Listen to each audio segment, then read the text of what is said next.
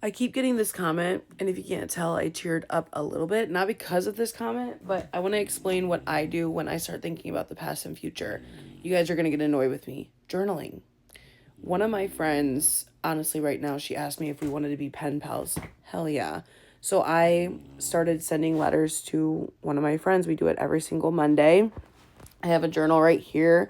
I meditate. It's all about training your mind. Honestly, you have to master your mind. Your mind can be a weapon against you. I've been a depressed person, dude, all my life. All my life, I have fantasized about DYING. I almost spelled it wrong. And even sometimes, if I get really depressed or sad about something or fixate on something that's happened and been going back into that mindset of like, why did this happen? Why? You have to ground yourself. There's a lot of comments that I'm getting that people are like, well, that's easier said than done for you. And it's like, girl, I've been there. Okay, I've been there. I remember laying in my bed at night and crying and just praying to God, please take these feelings away from me. I cannot handle them anymore, and started losing my faith in general. Like, that's a whole different story. Long story short, you are in control of your mind, and your mind will run any cycle that is easiest, meaning that if you have constantly been depressed like I have been, it's easier for your mind to go, yeah, I'm a horrible person, rather than it is to say, you know what, I had a horrible whatever happened. I had a parent die. I saw someone pass. I saw a car accident. Like, whatever trauma it may be, you have to train your mind. You have to ground in whatever way it might be. People think that walking and journaling and going to the gym and talking to people, trying something new, trying new hobbies is stupid and a waste of time.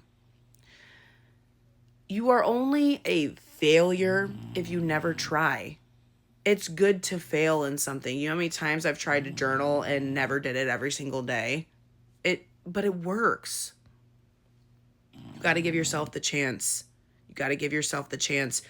I ruminate hard, especially on the past. I don't really freak out much about the future anymore, but the past, it was something. I talk about it on my social media. I started this whole page because of that. It's very sad to see that people feel the same way that I did, where I was like, well, that's easier for you. I can't get over it. I had all this crap happen. I have no one to support me. I have this, that, the other.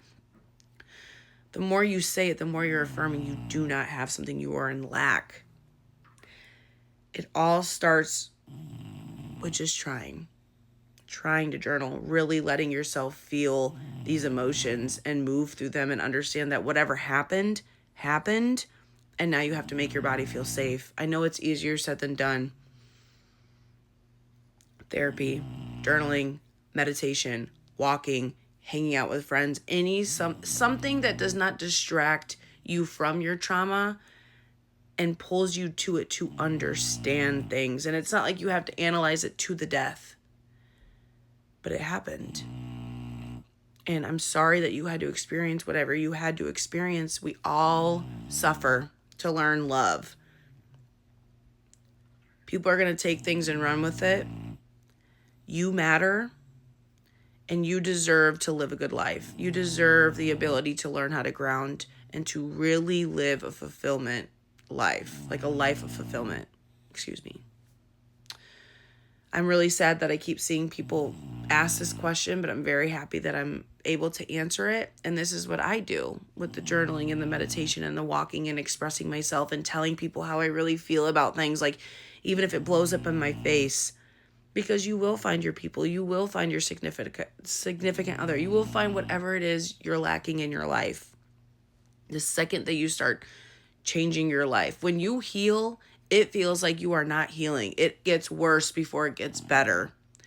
But it's just like playing a sport. The more you practice, the better it's going to get. I'm telling you, please try journaling, meditation, contacting friends, support, something.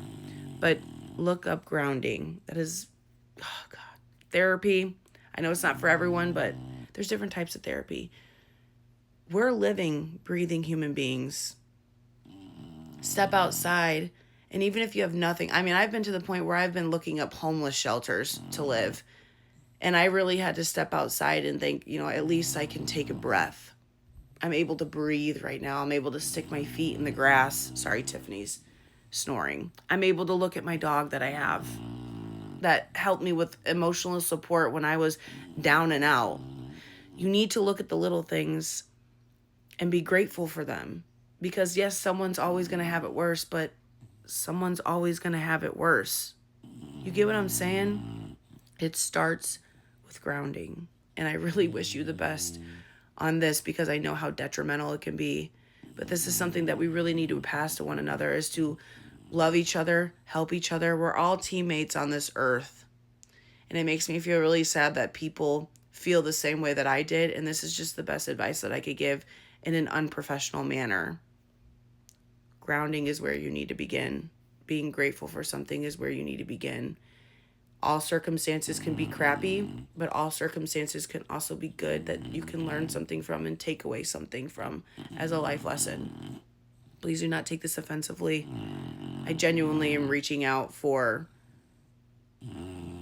sympathy, because not sympathy for me, but I have sympathy for you. I'm sorry I said that wrong, but please try the grounding and check back in. It takes a minute. It takes a lot of practice, and you're going to cry a lot, and you're going to be upset. Move through those emotions.